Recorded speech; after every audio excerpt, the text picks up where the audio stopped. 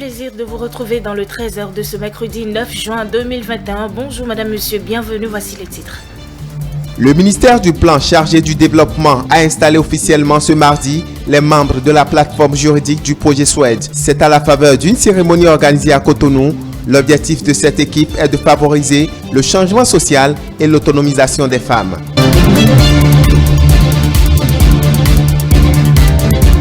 Déjà 3 ans que la 6e mandature de la Cour constitutionnelle est installée. Reçu en invité dans le grand soir de ce mardi par Romuald Adroui, le secrétaire général de cette institution est revenu sur le bilan d'activité des 7 sages de la Cour. Restez pour suivre les détails dans un instant.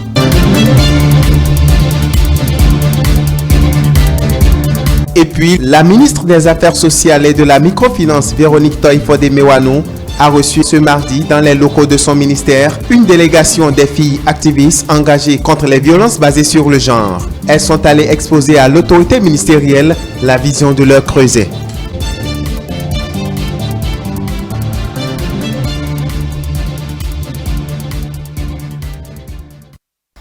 Installation officielle des membres de l'équipe juridique du Bénin à travers une cérémonie officielle organisée par le ministère du Plan chargé du développement. Ils ont été mis en place afin d'appuyer la plateforme juridique SWED pour le même combat, favoriser le changement social et l'autonomisation des femmes. Suivez le reportage de Mathieu Boko.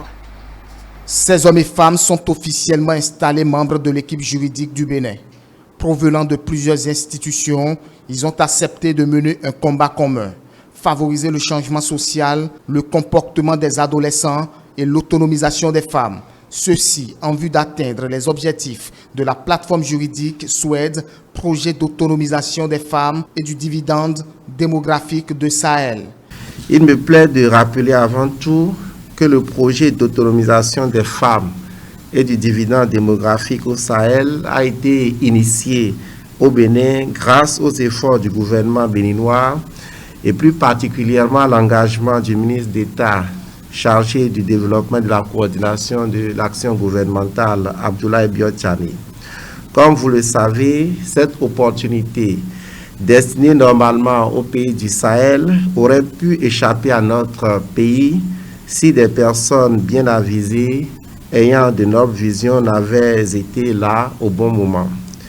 Cette initiative s'arrime à la stratégie régionale du projet, dont les pays membres et institutions panafricaines sont appelés à renforcer les cadres juridiques pour promouvoir les droits des femmes à la santé, à l'éducation et à la protection contre les pratiques néfastes.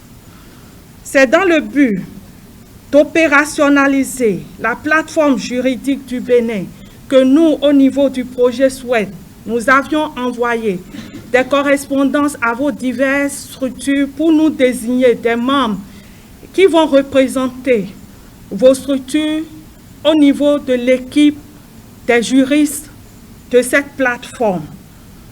Cette plateforme aura donc pour objectif, d'une part, de proposer des réformes de tests en lien avec des dispositions discriminatoires et restrictives pour améliorer les droits des femmes et des filles et d'autre part de faciliter la vulgarisation de la législation nationale au niveau communautaire.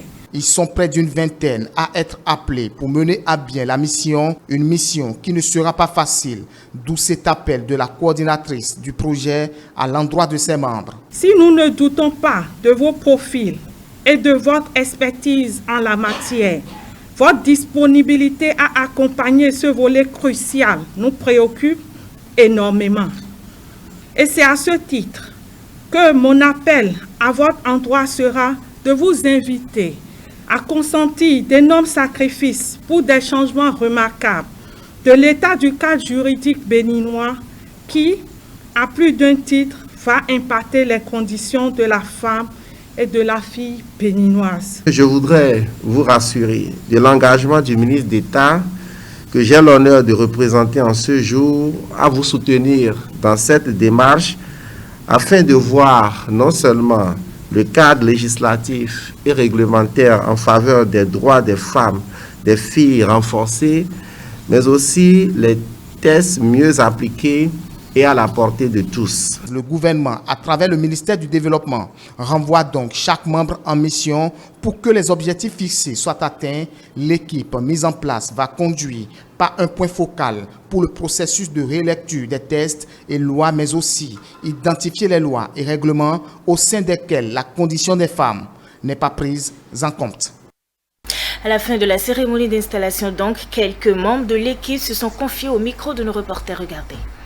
Aujourd'hui, mon pays qui fait partie des 9 pays engagés dans ce projet, est en train de se doter d'un outil. Ce n'est pas que ça n'existe pas, ça existait parce qu'il y a eu des séminaires, il y a eu des ateliers. Ben aujourd'hui, mon pays se dote d'un outil, c'est-à-dire une plateforme composée de cadres jurés, des juristes, des parlementaires, des gens de la société civile, tout ce monde-là qui interviennent bien sûr dans le processus de l'autonomisation des femmes et de la fille, côté éducation, côté santé, côté nutrition, c'est-à-dire tout ce qui permet d'atteindre le numéro 5 de l'objectif du développement durable. On a un cercle, il faut s'asseoir pour réfléchir, voir dans quelle mesure. Parce que vous savez, mon pays, nous avons pas mal de lois adoptées dans ce sens. Maintenant, il y a une plateforme qui sera chargée, bien sûr, de voir les relectures, comment procéder pour que la plupart des lois prises soient vraiment appliquées, adaptées. Quand je dis adaptées, parce que par moment, il faut faire des corrections, revoir en quoi elle n'est pas applicable, elle n'est pas praticable. L'autonomisation surtout des femmes, je pense que ma position me permet d'apporter une part quand même si je ne peux pas tout faire, puisque à tout seul je ne peux rien faire. Je vais quand même faire de mon mieux.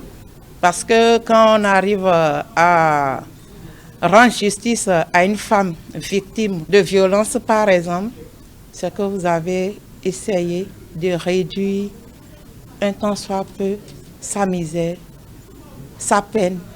Et c'est très important. Alors mon espoir, c'est quoi?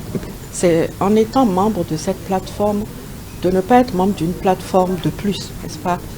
Que la plus-value que nous attendons du dividende démographique soit une réalité. Que le quotidien de la femme et de la fille change. Je ne veux pas être là juste pour être dans une structure et pour faire des réunions. Mais je souhaiterais vraiment que tous les membres de cette plateforme, que ce soit ceux de la partie étatique ou ceux de la partie société civile et tous les professionnels qui sont réunis, que nous puissions sortir vraiment que nous puissions mener des actions concrètes qui apportent un changement au quotidien des femmes dans un temps qui ne soit pas trop long. Il y a eu série d'audiences à la Haute Autorité de l'Audiovisuel et de la Communication AC ce mardi. Le président de l'institution, Rémi Prosper Moretti, a reçu Paul Nkpé, le chef de file de l'opposition. Et avec lui, il a été question de l'accessibilité des partis de l'opposition aux médias publics.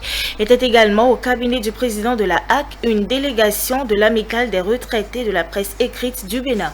S'il n'y a pas de nous pour lester ça aussi. Suite à sa nomination en qualité de chef de file de l'opposition béninoise, Paul Nkpé a entrepris une tournée en direction des institutions étatiques. Il était ce mardi 8 juillet 2021 au cabinet du président de la Haute Autorité de l'Audiovisuel et de la Communication, au cœur des échanges lassés de l'opposition aux médias publics. Le président m'a très bien reçu. Il a même presque anticipé sur certaines de mes observations.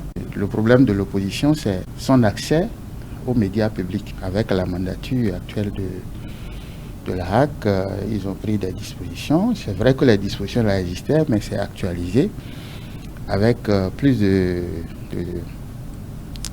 dispositifs pour véritablement suivre les temps d'antenne accordés aux partis de l'opposition. J'ai profité pour chercher à comprendre un certain nombre de récrimination. Vous voyez, Soleil FM, Sika TV, Nouvelle Tribune, voilà. Donc, j'ai eu des explications qui m'ont convaincu. Il fallait le faire. Le secrétaire exécutif national du parti Foscori pour un Bénin émergent se réjouit de l'entière disponibilité du président Prosper Moretti à œuvrer pour le respect des dispositions en vigueur au Bénin en la matière.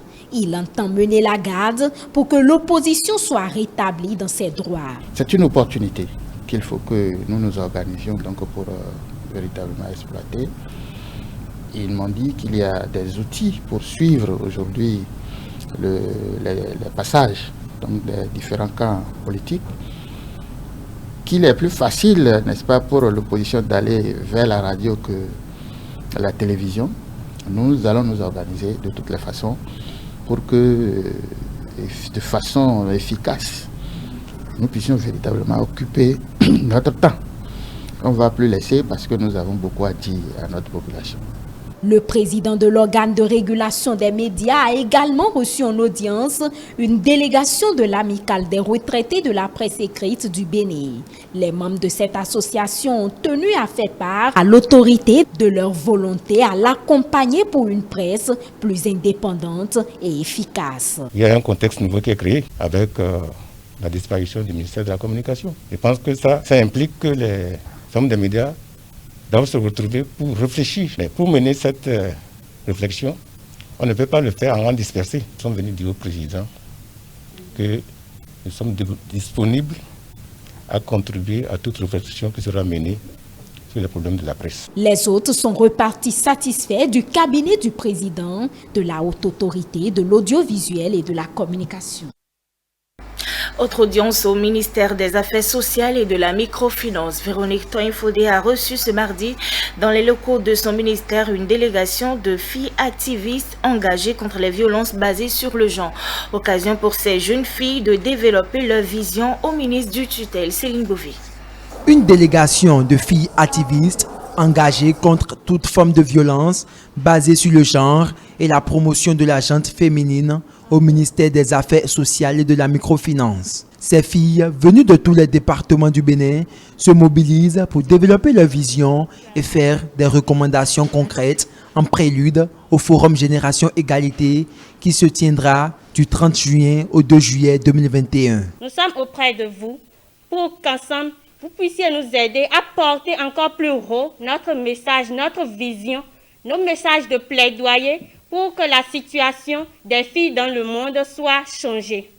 Avec espoir que nos messages puissent porter, que notre voix puisse porter, nous voulons vous transmettre nos 10 messages qu'ensemble nous avons formulés. Si je suis ici aujourd'hui, c'est pour lutter contre les violences basées sur le genre. Dans la plupart de nos communautés, les femmes sont maltraitées juste parce qu'elles ne connaissent pas leurs droits. Nous sensibilisons ces jeunes filles et ces jeunes femmes à comprendre que, en tant que femmes, elles n'ont pas seulement que des devoirs, mais elles ont aussi des droits comme tous les hommes. Recevant la visite de ces braves filles et très admirées de leur plaidoyer qui se résume en 10 points fondamentaux, à savoir le maintien des filles à l'école, zéro tolérance au mariage et grossesse précoce et bien d'autres, la ministre Véronique Toinfodé martèle. Je pense que je voudrais encore ici aujourd'hui vous encourager parce qu'une lutte se poursuit. Vous encourager dans vos efforts, dans votre engagement personnel et collectif, dans votre détermination. Et nous, de notre côté, nous allons également porter plus haut votre voix, vos voix, comme vous l'avez demandé. Au-delà de vos voix, votre vision, notre vision commune, pour qu'ensemble, nous puissions atteindre nos objectifs. Je vais en profiter pour remercier nos partenaires qui nous accompagnent dans cette marche, notamment Madame la représentante de l'UNFPA, merci pour les efforts qui sont faits pour accompagner le gouvernement. Et je voudrais vous rassurer qu'également, la vision du chef de l'État, le président Patrice Talon, c'est que les filles aillent de l'avant et que cette égalité soit une réalité au Bénin. L'égalité des droits entre les sexes est un levier pour la nation. C'est pourquoi tous les acteurs impliqués dans la promotion de la planification familiale s'engagent afin que leur message soit porté au plus haut niveau pour l'atteinte des objectifs. Et c'était la voix de Stanislas Tadegnon. La Cour constitutionnelle présidée par Joseph Djogbenou vient de faire 3 ans. En prélude donc à ces 3 ans d'activité de la 6e mandature de la Cour constitutionnelle, Romy Adroui a reçu ce mardi 8 juin 2021 le secrétaire général de cette haute juridiction comme invité spécial. Il est revenu sur le bilan d'activité des 7 sages de la Cour et les actions menées. Mathieu Bokor. Déjà 3 ans que la Cour constitutionnelle 6e mandature s'est installée. Reçu comme invité spécial sur l'émission Le Grand Soir de ce mardi 8 juin 2021, Gilles Badé, le secrétaire général de la Cour, est revenu sur le bilan des 3 ans d'activité. On a amélioré à la fois le contradictoire, on a amélioré la transparence et ça a occasionné encore l'efficacité de la haute juridiction parce que vous allez voir que les chiffres ont explosé. On est passé de 270 décisions en 2018 à plus de 500 décisions en 2019, à plus de 700 décisions en 2020 et à un total de pratiquement 1700 décisions rendues par cette 6e mandature parce que les recours sur les droits fondamentaux, sur les libertés fondamentales sont foisons aujourd'hui devant la haute juridiction et elle essaye de donner à la Cour constitutionnelle son autre volet de protection des droits fondamentaux et non pas seulement la Cour de régulation du fonctionnement des institutions à laquelle nous étions habitués. Dans le souci de rendre aux justiciables un procès équitable, la 6e mandature a procédé dès son installation à la modification du règlement intérieur de l'institution. Le nouveau règlement intérieur stipule en son article 28 que la procédure devant la Cour constitutionnelle est écrite, gratuite et contradictoire. Elle est publique sauf décision contraire de la Cour. La Cour Djogbenou entend briser donc le mur d'impréhension en ouvrant son accès à sa procédure, son acheminement vers la décision publique.